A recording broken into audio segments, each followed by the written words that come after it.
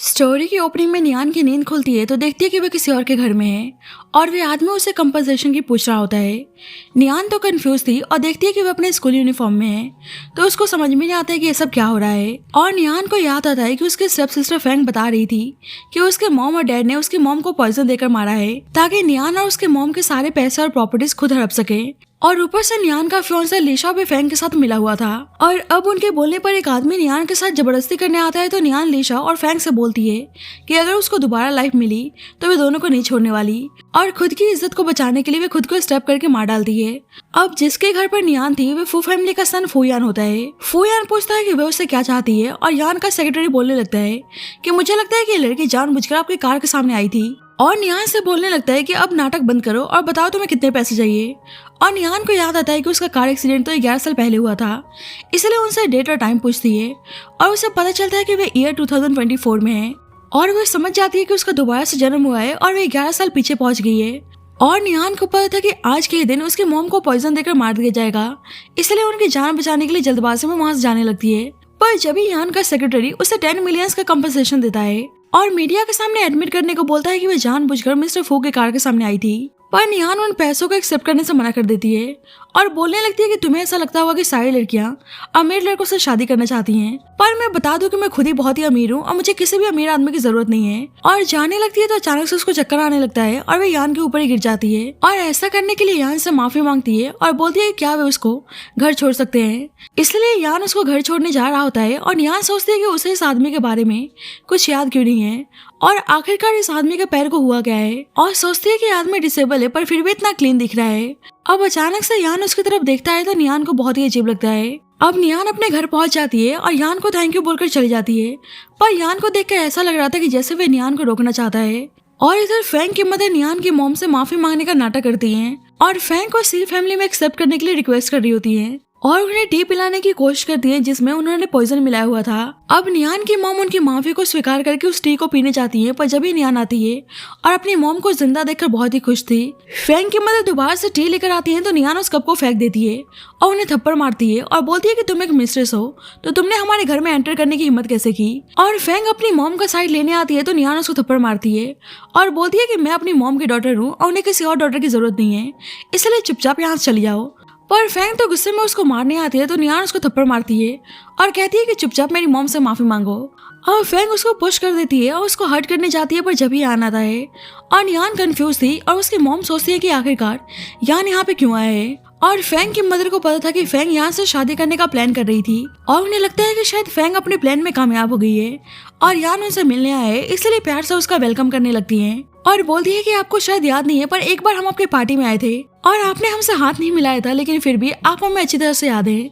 और यान बोलता है कि तुम लोग यहाँ पे क्या कर रहे हो और यान को यान का नाम पता चलता है तो वे सोचती है कि मिस्टर फू तो वही आदमी है जो किसी को जान से मारने से पहले एक बार भी नहीं सोचते। फैंग की मदर बोलने लगती है कि आप सही टाइम पर आए हैं, ये माँ बेटी हमें धमका रही थी। फैंग सी फैमिली की रियल डॉटर है पर ये लोग उसको इस फैमिली में एक्सेप्ट करने के लिए तैयार नहीं है और दोनों बेचारी बनने का नाटक करने लगती है और फैंग बोलती है कि दोनों हमें मारना चाहती हैं। यान गुस्से में माँ बेटी को घर से बाहर निकालने को बोलता है तो फैंग और उसकी मदर बहुत ही हैप्पी थी और फैंग की मदर मन ही मन में बहुत ही खुश हो रही होती है कि अब से वो शी फैमिली का इंचार्ज बनने वाली हैं। पर यान के आदमी तो उल्टा खुद फैंग और उसकी मदर को बाहर निकालने लगते हैं तो दोनों बोलने लगती है कि नियान और उसकी मदर उन्हें परेशान कर रही थी, पर यान दोनों को बाहर निकालने को बोलता है। नियान सोचती है कि आदमी उसकी हेल्प कर रहा है और वे कंफ्यूज थे कि वे यहाँ पे क्या कर रहा है। यान बोलता है कि तुम अपना बैग मेरी कार में भूल कर आ गई थी और यान को थैंक यू बोलती है। यान पूछता है कि तुम्हारी एज क्या है और यान का सेक्रेटरी सोचता है कि आखिरकार यहाँ पे चल क्या रहा है। आज बॉस खुद इस लड़की को घर छोड़ने आए थे और खुद ही बैग भी लौटाने आए हैं और बॉस 25 सालों से आज तक सिंगल है और आज पहली बार किसी लड़की के बारे में पूछ रहे हैं। कहीं मैं ये सब कुछ सपना तो नहीं देख रहा या इस पत्थर जैसे पैर में फूल खिलने लगे हैं। नियान बताती है कि उसकी एज 20 है तो यान बोलता है कि ये तो परफेक्ट एज है। तो नियान के मदर को डर जाता है कि मिस्टर फू नियान के बारे में क्यों पूछ रहे हैं और नियान को पीछे करके खुद यान से बात करने आती है और आज के लिए उसको थैंक यू बोलती है और कहती है कि इन फ्यूचर आपको कोई भी जरूरत पड़े तो आप हमें बता सकते हैं। यान बोलता है कि ऐसे बात है तो नियान मुझे बाहर तक छोड़ने तो आ ही सकती है और नियान की मदर हैरान थी और नियान को धीरे से बताती है कि मिस्टर फू इस सिटी के सबसे पावरफुल फैमिली के हेड है और बहुत ही ज्यादा क्रूअल और डेंजरस, इसलिए इनसे दूर रहना। यान बोलता है कि क्या हुआ तुम चल नहीं रही और नियान तो बहुत ही डरी हुई थी पर फिर भी उसके साथ जाने के लिए तैयार हो जाती है। यान पूछता है क्या मिस्टर शिव उसके फादर हैं, पर नियान बताती है कि वे उसके स्टेप फादर हैं और आज के लिए उसको थैंक यू बोलती है। पर यान कहता है कि तुम थैंक यू कैसे करने वाली हो, और सेक्रेटरी समझ जाता है कि बॉस को नियान पसंद आ गई है। यान बोलता है कि मैं एक बिजनेसमैन हूँ और मुझको लॉसेस बिल्कुल भी पसंद नहीं है, तो बताओ तुम मुझे थैंक यू कैसे करने वाली हो। नियान बोलती है कि आप और क्या चाहते हैं, आपने मुझे कार से हिट किया और मैंने उसके लिए आपको सेव भी नहीं किया, इसलिए हमारा हिसाब बराबर होता है। यान बोलता है कि शायद तुम भूल चुकी हो कि तुम खुद मेरी कार के सामने आई थी। नियान बोलती है कि मेरे पास ना ही पैसे हैं और ना ही कुछ कीमती चीजें, तो बताओ मैं आपको क्या दूं। यान उसे अपना बिजनेस कार्ड देता है और बोलता है कि मुझे पे बैक करना मत भूलना। इधर नियान के स्टेप फादर जो फैंग उनकी लेजिटिमेट चाइल्ड थी उसको सी फैमिली में स्वीकार करने को बोल रहे होते हैं, पर नियान की मदर को फैंग और उसकी मदर का इंटेंशन अच्छी तरह से पता था, इसलिए वे मना कर देती हैं। तो वे उनको डिवोर्स देने का धमकी देने लगते हैं और नियान की मदर उन्हें ऐसा करने से मना करती हैं। पर जब भी नियान आकर बोलती है कि आपको डिवोर्स लेना है तो आप ले सकते हैं, पर नियान की मदर बोलती है कि अभी तुम्हारी शादी नहीं हुई है और इस वक्त तुम्हारे फादर से डिवोर्स लेना ठीक नहीं है। नियान बोलती है कि अब मैं बड़ी हो चुकी हूँ और मुझे फादर की जरूरत नहीं है, और सोचती है कि पास्ट लाइफ में वे अपनी मॉम को बचा नहीं पाई थी, पर इस बार वे अपनी मॉम को कुछ भी नहीं होने देगी, इसलिए बोलती है कि हम इनके बिना भी अपनी लाइफ को सही से स्पेंड कर सकते हैं।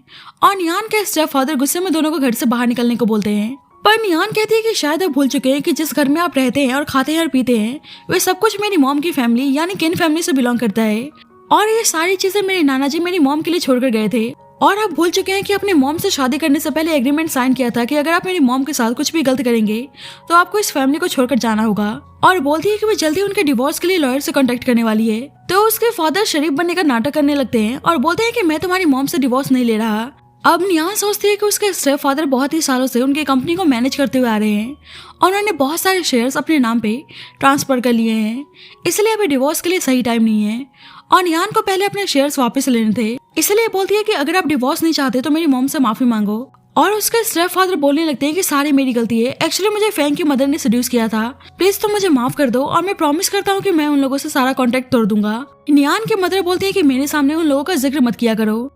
और नियान के स्टेप फादर सोचते हैं कि नियान इतनी चेंज कैसे हो गई और सोचते हैं कि सही है कि नियान एक लड़की है और यहाँ से शादी करके चली जाएगी। और नियान की मदर से माफी मांगने लगते हैं और बोलते हैं कि जल्दी लीशा और नियान की एंगेजमेंट होने जा रही है, इसलिए उसे कल घर बुलाने की बात करते हैं। और लीशा का नाम सुनकर नियान पास्ट लाइफ के बारे में सोचने लगती है। नियान के स्टेप फादर बोलते हैं कि उसे लीशा से कोई दिक्कत तो नहीं है। नियान बोलते हैं कि बिल्कुल भी नहीं, उल्टा मैं लीशा को बहुत ही मिस कर रही हूँ क्योंकि हम दोनों इतने टाइम से मिले नहीं हैं। पर मन ही मन में उसे लीशा के लिए बहुत ही गुस्सा आ रहा होता है। बाद में लीशा अपने फादर के साथ शी हाउस आता है और उसे देखकर नियान को पास्ट लाइफ की याद आने लगती है, पर उसके सामने नॉर्मल बिहेव करती है। लीशा बोलता है कि तुम फिटनेस पे ध्यान दे रही हो। नियान सोचते है कि बिल्कुल, ताकि तुमको सबक सिखा सकूं। पर लीशा उसे बोलती है कि ताकि आप मुझे पसंद कर सको, और उसे अपने रूम में लेकर आती है तो लीशा को लगता है कि वो उसके साथ इंटीमेट होना चाहती है। तो बोलता है कि सबके लिए कुछ जल्दी नहीं है और मन ही मन में खुश हो रहा होता है। नियान बोलने लगते है कि मैंने इतना वर्कआउट किया है ताकि मैं सुंदर दिख सकूं, और लीशा उसके पास जाने की कोशिश करता है तो नियान उसको थप्पड़ मारती है और सबको चिल्लाकर बुलाने लगती है कि लीशा उसके साथ जबरदस्ती कर रहा है, इसलिए लीशा के फादर उसको थप्पड़ मारते हैं।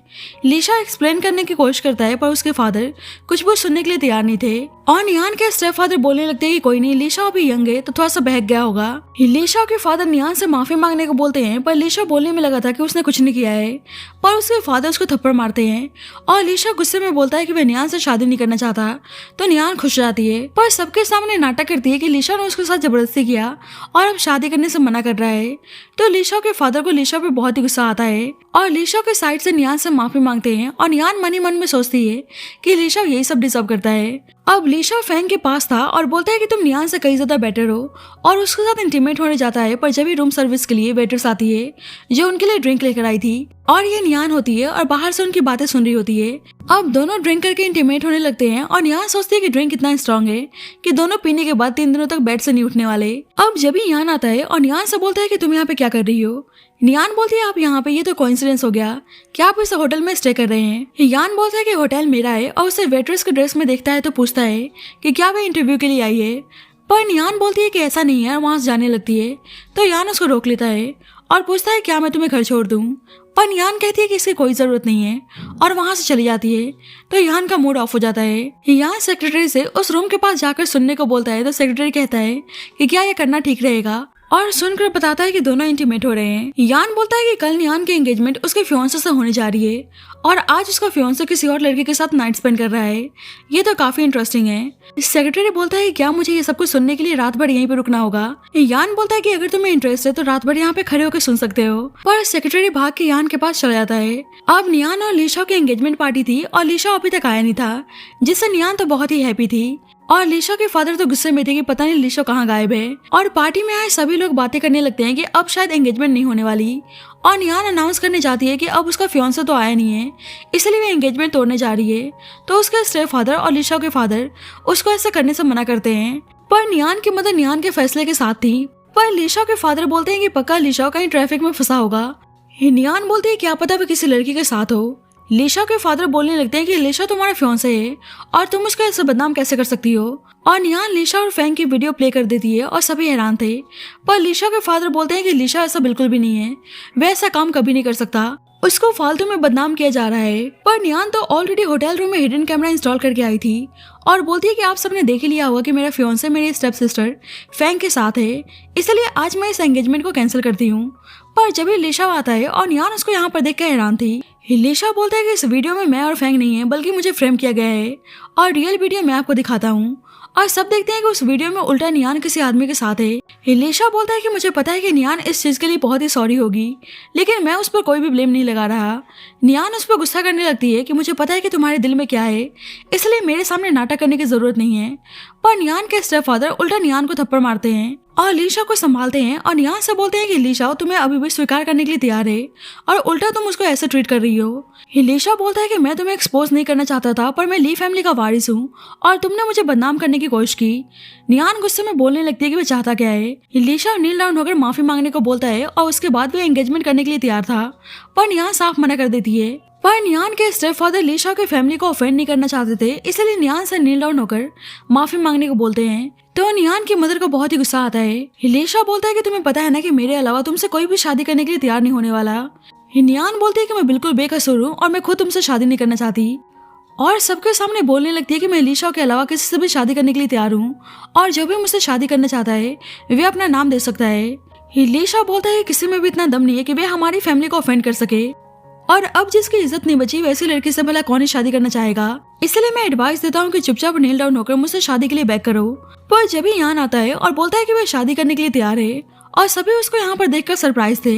लीशा यान से बोलने लगता है कि आप यहाँ पे क्या कर रहे हैं, और यान बोलता है क्यों, मेरा यहाँ पे वेलकम नहीं है। लीशा के फादर बोलते हैं कि ऐसी बात नहीं है, आप यहाँ पे आए, हम आपके आभारी हैं। यान से बोलता है कि शायद तुम शादी करने की बात कर रही थी, और लीशा यान से कहने लगता है कि आप इस लड़की के अपीयरेंस पे मत जाओ, ये लड़की बहुत ही बेकार है, आप इस वीडियो में देख सकते हैं कि ये लड़की किसी और आदमी के साथ है। यान बोलता है कि नियान अभी यंग है और थोड़ी सी एंजॉय कर रही है, तो प्रॉब्लम क्या है, और अगर ये मेरे साथ शादी करने के लिए तैयार हो जाए तो मैं इसको कुछ भी देने के लिए तैयार हूँ। और नियान तो बहुत ही हैप्पी थी। लीशा के फादर बोलते हैं पर ये हमारी फैमिली की डॉटर इन लॉ है।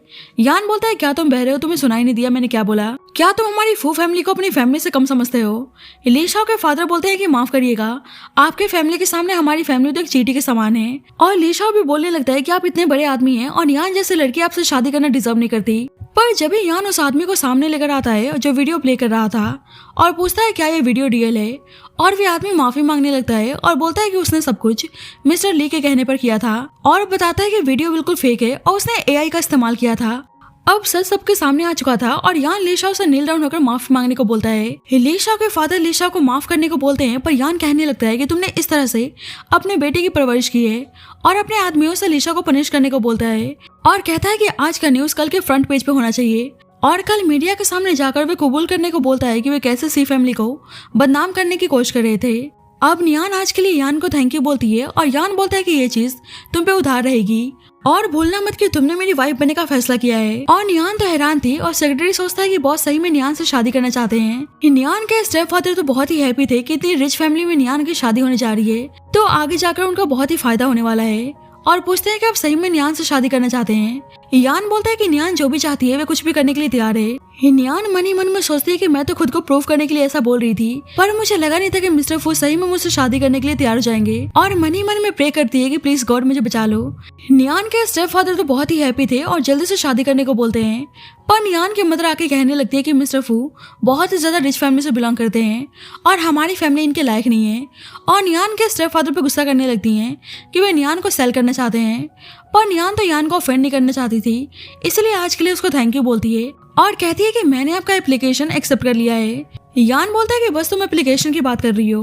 नियान बोलती है कि एक्चुअली फर्स्ट स्टेज है और फू फैमिली हो या कोई और फैमिली, उसे प्रॉपर स्क्रीनिंग से गुजरना होगा। और नियान के स्टेप फादर को गुस्सा आता है कि मिस्टर फू खुद शादी के लिए बोल रहे हैं और वे नाटक कर रही है और जल्दी से एक्सेप्ट करने को बोलते हैं। तो यान कहता है कि वह उसका फाइनल आंसर के लिए वेट करने को तैयार है और बोलता है कि आई होप तुम मुझे ज्यादा वेट नहीं कराओगी।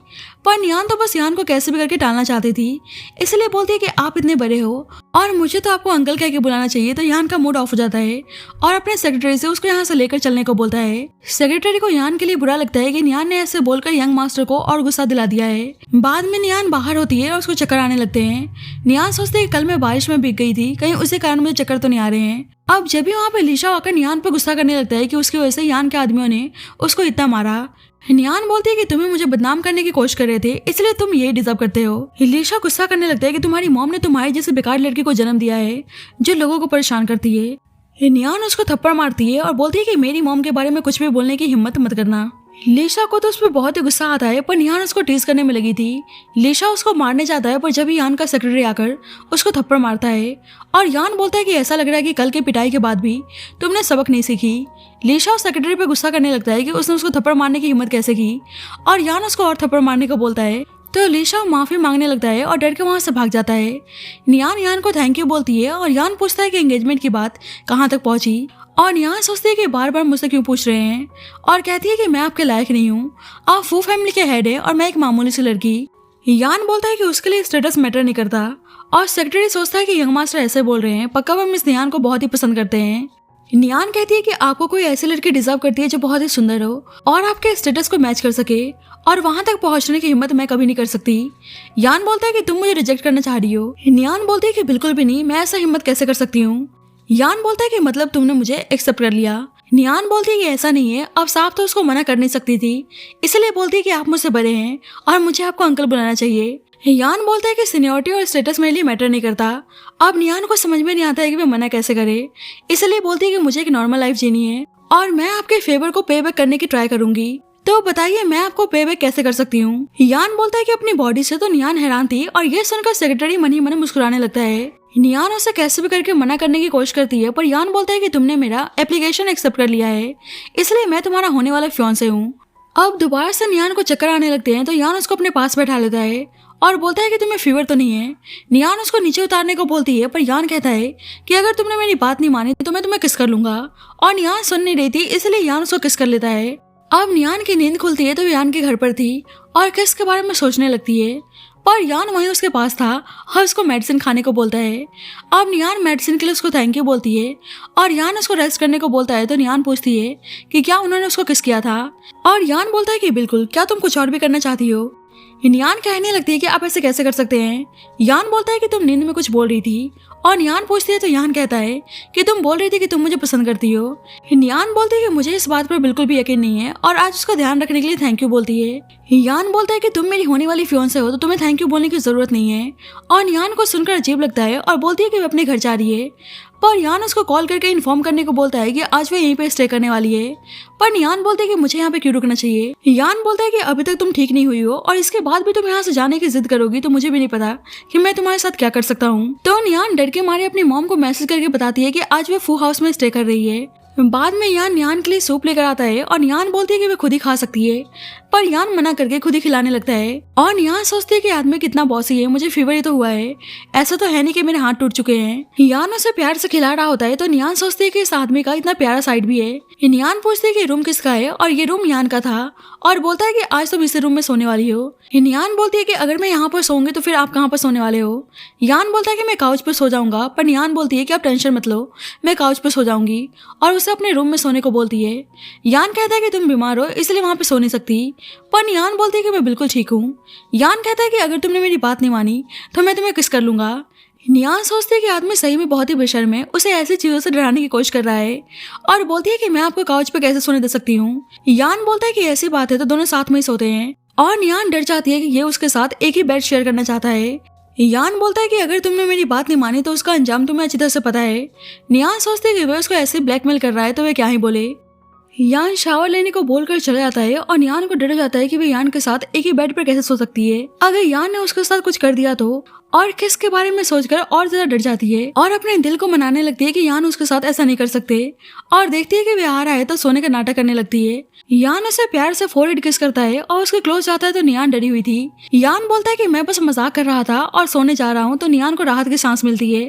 अब नेक्स्ट मॉर्निंग नियान की नींद खुलती है तो देखती है कि यान उसके पास है और सोचती है कि कल रात तो वे चले गए थे, तो मॉर्निंग में यहाँ पे क्या कर रहे हैं, और छुपके से उठकर जाने लगती है तो यान उसको अपने क्लोज खींच लेता है और बोलता है कि तुम मुझसे चिपक के सो रही थी। नियान बोलती है कि साफ दिख रहा है कि आप मुझसे चिपक के सो रहे थे।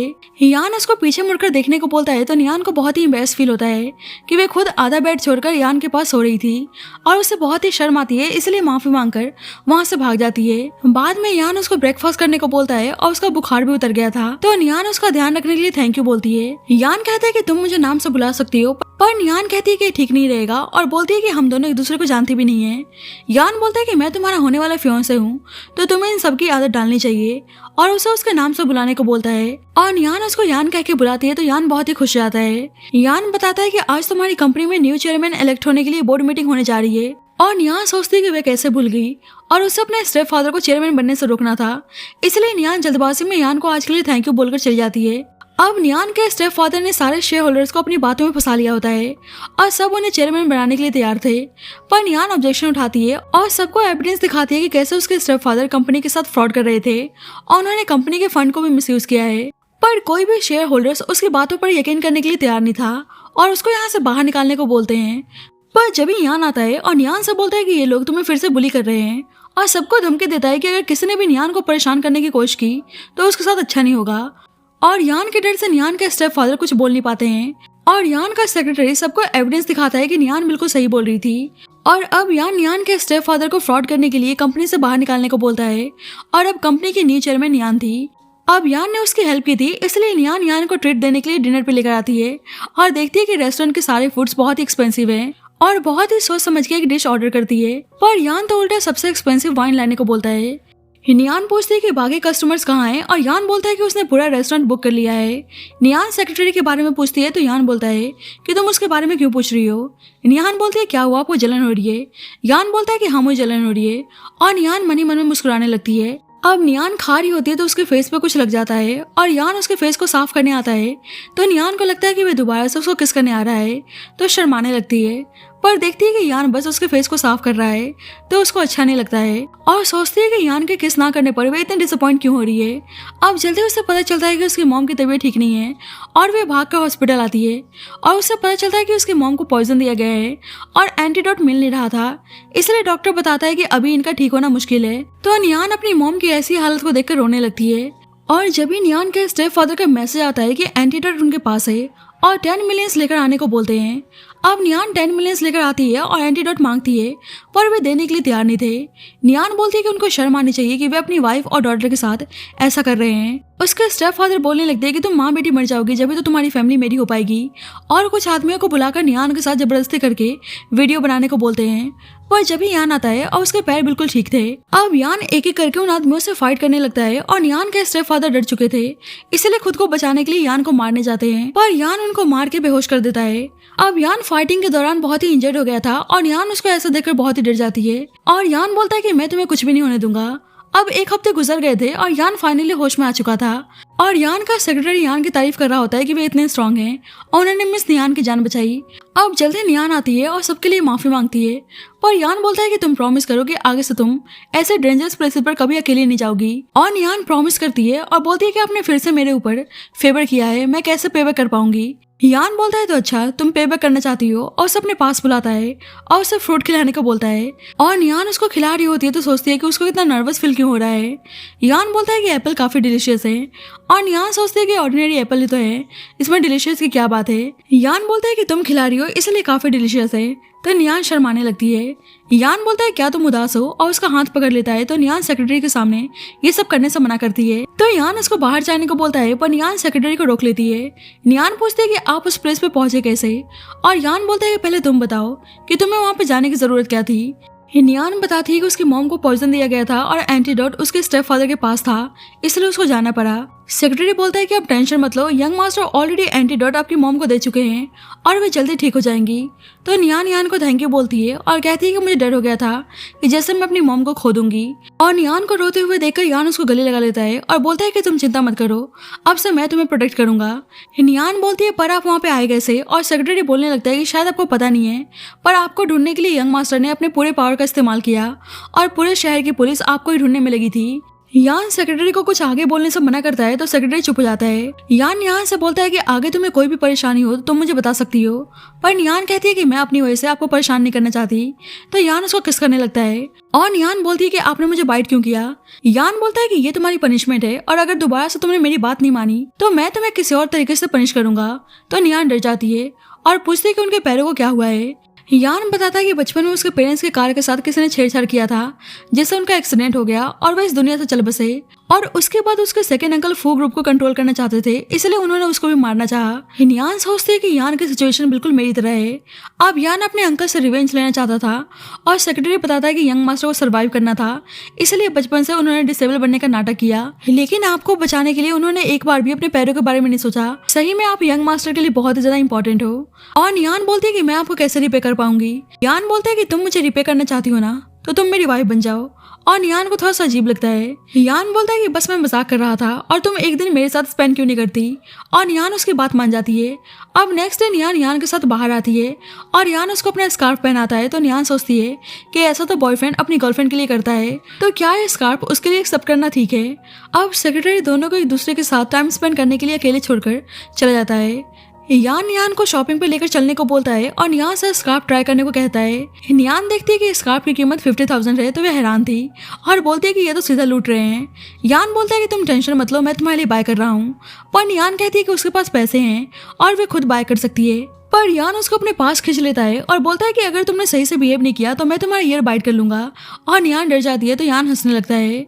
बाद में यान उसके लिए बैग बाय करने के लिए आता है और यान बोलती है कि आप तो मुझे एक डॉटर की तरह ट्रीट कर रहे हैं, पर यान बोलता है कि मैं तो तुम्हें अपनी गर्लफ्रेंड की तरह रेस करना चाहता हूँ। तो यान हैरान थी। यान उसके पास जाकर बोलता है कि क्या तुम मेरी गर्लफ्रेंड नहीं बनना चाहती, और यान साफ मना कर देती है और उसको टच करने से मना करती है। यान बोलता है कि अब तुम मुझसे दूर भागने की कोशिश कर रही हो, मतलब तुम मुझे पसंद करती हो।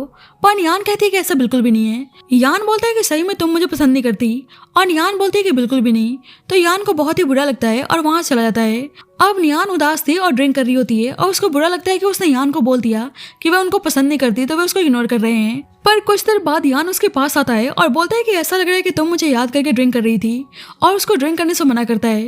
पर यान कहती है कि आपको मेरे बारे में सोचने की जरूरत नहीं है। यान उसका हाथ पकड़ लेता है तो यान उसको छोड़ने को बोलती है, पर यान छोड़ नहीं रहा था। और जब भी वहाँ पे वैन फैमिली की डॉटर जेनी आती है और यान से बोलती है कि तुम इस लड़की को परेशान क्यों कर रहे हो। यान पूछती है कि वे कौन है, और जेनी बताती है कि वे यान के बचपन की दोस्त है, और बोलती है कि वे यान के साथ डिनर करने आई है, तो क्या वे ज्वाइन करना चाहती है।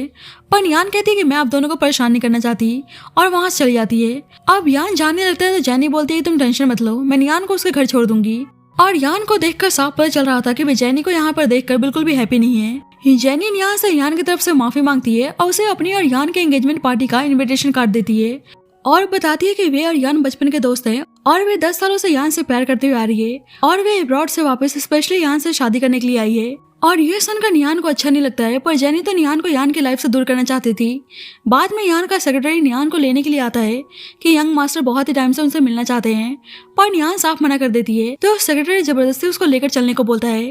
अब यान के पास होती है और पूछती है कि वे उससे क्या चाहते हैं। यान बोलता है कि तुम इतने दिनों से मेरे कॉल या मैसेज का कोई रिप्लाई क्यों नहीं दे रही थी। यान बोलती है कि मैं अपने काम में बिजी थी। यान बोलता है क्या तुम मुझसे बात नहीं करना चाहती।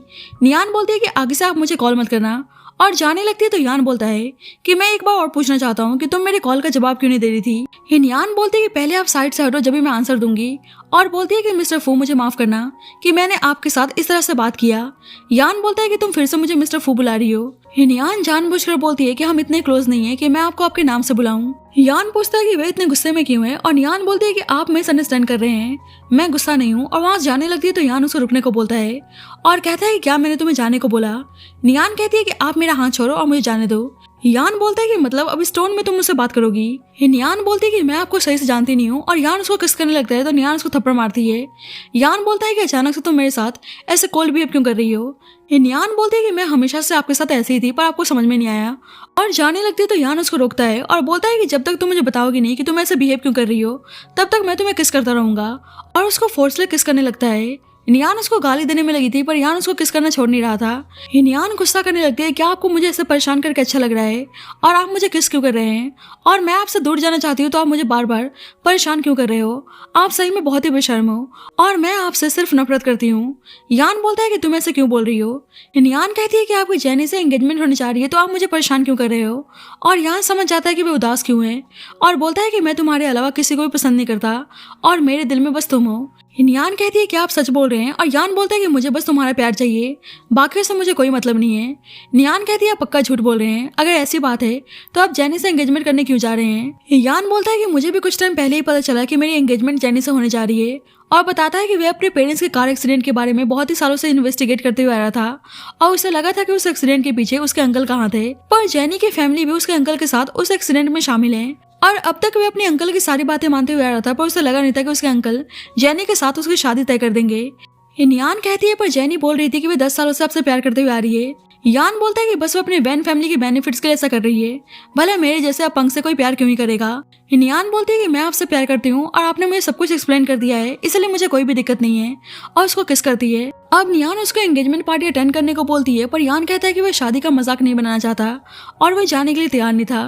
पर यान कहती है क्या वे अपने अंकल और जैनी की फैमिली से रिवेंज नहीं लेना चाहते, इसलिए यान जाने के लिए तैयार जाता है, और बोलता है कि जब तुमने कहा था कि तुम मुझे पसंद करती हो तो मेरी खुशी का कोई ठिकाना नहीं था। और यान शर्माने लगती है तो यान सेक्रेटरी को बाहर जाने को बोलता है, और यान के क्लोज जाता है तो यान उसको कुछ करने से मना करती है। यान बोलता है कि तुमने मुझे खुद इंस्टिगेट किया था तो अंजाम भुगतने के लिए तैयार हो जाओ, और उससे किस करने लगता है। पर जब भी बाहर से सेक्रेटरी बोलता है कि वह बच्चे की खुशखबरी सुनने के लिए बहुत ही बेताब है। यान बोलता है कि ऐसा लग रहा है कि तुम्हें अपनी सैलरी नहीं चाहिए, तो सेक्रेटरी उन दोनों को अकेले छोड़कर चला जाता है। बाद में यान के लिए डिनर तैयार करता है, और यान उसके खाने की तारीफ करने लगती है, और यान के फेस पर कुछ लगा हुआ होता है, इसलिए साफ करने के बहाने यान उसको किस कर लेता है, जिससे यान बोलने लगती है कि अब सही में बहुत ही बेशर्म हो। और शर्मा के जाने लगती है तो यान उसे रोककर बोलता है कि उसे भी भूख लगी है, और उसको किस करने लगता है। बाद में यान एंगेजमेंट पार्टी में जाने के लिए तैयार होकर आती है, और यान उसको ही देखने में लगा था। यान बोलती है कि मैंने फर्स्ट टाइम ऐसा फॉर्मल ड्रेस पहना है, और वह भी आपके एंगेजमेंट के लिए। और यान मन ही मन में सोचता है कि काश आज हमारी एंगेजमेंट होती, और यान से किस करने को बोलता है तो यान कहती है कि आप पागल हो गए हो, आप भूल चुके हो कि आज क्या ओकेशन है। यान बोलता है कि आज मुझे फाइट करनी है, इसलिए मुझे थोड़ा सा स्ट्रेंथ चाहिए। यान बोलती है कि आप टेंशन मत लो, मैं हमेशा आपके साथ हूँ। और अब यान अपने अंकल से रिवेंज लेने के लिए तैयार था। अब बहुत ही टाइम से जैनी यान का वेट कर रही होती है, और जल्दी यान के साथ पार्टी में आता है, और जैनी की मॉम और जैनी नियान को देखकर गुस्सा करने लगती हैं कि वे एक मिस्ट्रेस को लेकर आया है, पर नियान तो जानबूझकर उन लोगों को टीज कर रही होती है। जैनी यान के पास आती है तो यान उसको दूर कर देता है, और नियान से बताने को बोलता है कि उसके रियल फियांसे कौन है, और नियान सबको बताती है कि फुयान की फियांसे मैं हूँ। तो सभी हैरान थे, और यान के अंकल और जैनी की मॉम यान पे गुस्सा करने लगते हैं, पर यान बोलता है कि मुझे पता है कि मेरे पेरेंट्स को आप दोनों नहीं मारा है ताकि फू फैमिली को कंट्रोल कर सको, पर वे दोनों एडमिट करने के लिए तैयार नहीं थे, इसलिए यान का इशारा करने पर सेक्रेटरी एक एक करके सारे एविडेंस दिखाने लगता है, और अब सबको पता चल गया था कि कार एक्सीडेंट के पीछे इन दोनों का ही हाथ है। जैनी की मदर उसकी डिसेबिलिटी का मजाक बनाने लगती हैं और बोलती हैं कि तुम किसी लायक नहीं हो, अगर हो तो सबके सामने खड़े होकर दिखा दो। और यान अपने व्हीलचेयर से उठ जाता है तो दोनों उसको ठीक देकर हैरान थे। यान बोलता है कि आज तुम दोनों की सच्चाई सबके सामने आ चुकी है, और दोनों को पुलिस के हवाले करने को बोलता है। जैनी कहती है कि आज उनकी एंगेजमेंट है, इसलिए तमाशा बंद करने को बोलती है, पर यान कहता है कि मुझे तुम्हारी जैसे विलन में कोई भी इंटरेस्ट नहीं है, और सबके सामने वह नियान को शादी के लिए प्रपोज करता है, और नियान उसके प्रपोजल को एक्सेप्ट कर लेती है, और सब दोनों के लिए बहुत ही हैप्पी थे, और यान को बहुत ही प्यार से किस करता है।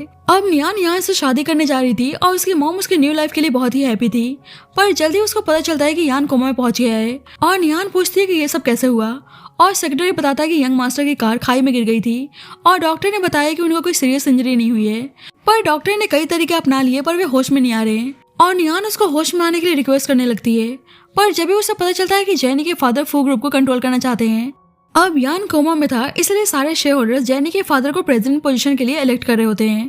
पर जब ही नियान आती है और बोलती है कि यान के फियांसे है, इसलिए प्रेसिडेंट पोजीशन की हकदार वही है। पर कोई भी उसकी बात मानने के लिए तैयार नहीं था। पर सेक्रेटरी नियान के सपोर्ट में होता है। पर जब भी जैनी आती है और बोलती है कि यान के कोमा में जाने के पीछे नियान कहाँ थे, और दूसरी साइड हम यान को मूव होते हुए देखते हैं। जैनी सबको फेक फोटोज दिखाती है कि यान के कार के साथ नियान ने छेड़छाड़ किया था। नियान बोलती है कि फोटोज फेक है, पर जैनी उसको बाहर निकालने को बोलती है। पर जब ही यान आता है जो बिल्कुल ठीक था और यान उसको ऐसा देखकर बहुत ही हैप्पी थी और बोलती है कि फाइनली तुम होश में आ गए। पर यान उसको पहचान नहीं रहा था और जैनी के पास चला जाता है। जैनी बोलती है कि ये लड़की खुद को तुम्हारी फियांसे बता रही है और ये तुम्हारी प्रेसिडेंट पोजीशन को लेना चाहती है। यान सोचता है कि ये लड़की उसको इतनी फेमिलियर क्यों लग रही है और ऐसा क्यों लग रहा है कि जैसे ये लड़की उसके लिए बहुत ही इंपॉर्टेंट है। जैनी बोलती है कि इसी लड़की ने तुम्हें मारने की कोशिश की क्योंकि इस लड़की की नजर तुम्हारे पैसे पर है। नियान कहती है कि फोटोज फेक है, पर यान बोलता है कि जैनी उसकी फियांसे है और वे फू ग्रुप सिर्फ जैनी को देना चाहता है और कोई भी बीच में आने की कोशिश करेगा तो उसको नहीं छोड़ने वाला। नियान बोलती है कि जैनी झूठ बोल रही है, पर यान कहता है कि मैं तुम जैसे लड़कियों को अच्छे से जानता हूँ जो पैसों के लिए किसी हद तक भी जा सकती हैं। नियान को बुरा लगता है और बोलती है कि तुम्हें जैनी की बातों पर यकीन है, मेरे नहीं। जैनी नियान को बाहर निकालने को बोलती है, पर जैनी कहती है कि कोई जरूरत नहीं, मैं खुद चली जाऊंगी। और जाते हुए यान से बोलती है कि तुम बाद में पछताना मत। अब जैनी तो बहुत ही हैप्पी थी और पता चलता है कि जैनी ने यान का मेमोरी लॉस करवाने के लिए डॉक्टर से यान को एमनेशिया का हैवी डोज दिलवाई होती है और इसके बाद यान के फेक कार एक्सीडेंट का प्लान करती है। और पता चलता है कि जैनी की मदर और यान के अंकल बस उसके मोहरे थे और रियल मास्टरमाइंड खुद जैनी थी और उसको यान में कोई भी इंटरेस्ट नहीं था, बल्कि वे फू ग्रुप पे कंट्रोल करना चाहती थी।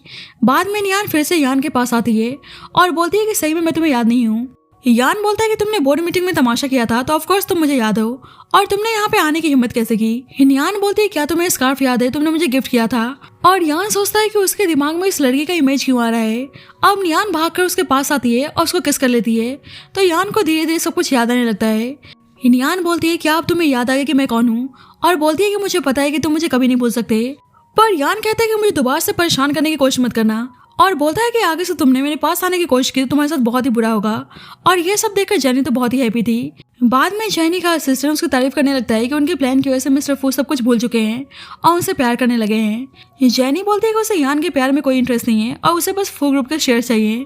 अब यान जैनी को फू ग्रुप के शेयर्स ट्रांसफर करने के लिए तैयार था, पर बोलता है कि फैमिली स्टैम्प कहीं खो गया है और उस स्टैम्प के बिना वह उसको चेयरमैन नहीं बना सकता और फैमिली स्टैम्प जैनी के पास थी और नाटक करती है कि तुमने मुझे रखने को दिया था और तुम भूल भी गए। यान बोलता है कि उसको कुछ भी याद नहीं है। नियान उसको शेयर्स ट्रांसफर एग्रीमेंट पे साइन करने को बोलती है, पर जब ही नियान आती है और यान को उन पेपर्स पे साइन करने से मना करती है और बोलती है कि प्लीज तुम जैनी पे यकीन मत करो। जैनी गुस्से में नियान को मारने आती है तो यान उसको रोक लेता है और उसको पुश कर देता है और उसके आदमियों से नियान को छोड़ने को बोलता है। और जब नियान ने यान को किस किया होता है और जब भी उसको सब कुछ याद आ गया था, जैनी बोलने लगती है कि हैवी डोजेस के बाद भी उसको सब कुछ याद कैसे आ गया। यान बोलता है कि कोई भी मेडिसिन उसे नियान से प्यार करने से स्टॉप नहीं कर सकता और नियान बहुत ही हैप्पी थी कि उसका मेमोरी वापस आ चुका है और यान उसको सफर करने के लिए माफी मांगता है और बोलता है कि मैं तुम्हें कभी नहीं भूल सकता। जैनी को गुस्सा आता है कि वह मेमोरी लॉस का नाटक कर रहा था और बोलती है कि फैमिली स्टैम्प के बिना वह फू ग्रुप को कंट्रोल नहीं कर सकता, पर स्टैम्प ऑलरेडी यान ले चुका होता है और बोलता है कि बस मैं मेमोरी लॉस का नाटक कर रहा था ताकि तुम जैसे लोगों का चेहरा सामने ला सकूं। और उससे पहले से पता था कि स्टैम्प को जैनी की फैमिली ने चुरा लिया था, इसलिए बोलता है कि आज ये स्टैम्प अपने रियल ऑनर के पास है। जैनी गुस्से में अपने आदमियों को बुलाने लगती है तो यान बोलता है कि कोई भी नहीं आने वाला और यान के सेक्रेटरी ने उन सबको मार दिया होता है और यान जैनी को पुलिस के हवाले करने को बोलता है और नियान से माफी मांगता है कि उसको इतना सफर करना पड़ा। नियान बोलती है फिर तुम ठीक करने के लिए क्या करने वाले हो, और यान बोलता है कि वे अपने सारे शेयर्स उसके नाम पे ट्रांसफर करने जा रहा है। पर नियान बोलती है कि मेरे पे ऑलरेडी तुम्हारा बहुत ही एहसान है, इसलिए मुझे शेयर्स नहीं चाहिए। यान बोलता है कि ऐसी बात है तो फिर तुम खुद को मुझे सौंप दो और उसे किस करता है और फाइनली सब कुछ ठीक हो गया था और इसी के साथ इस स्टोरी की हैप्पी एंडिंग होती है। So thank you so much guys for watching this video. बाकी आपको स्टोरी कैसी लगी please let me know in the comment section and जब तक के लिए bye bye and take care.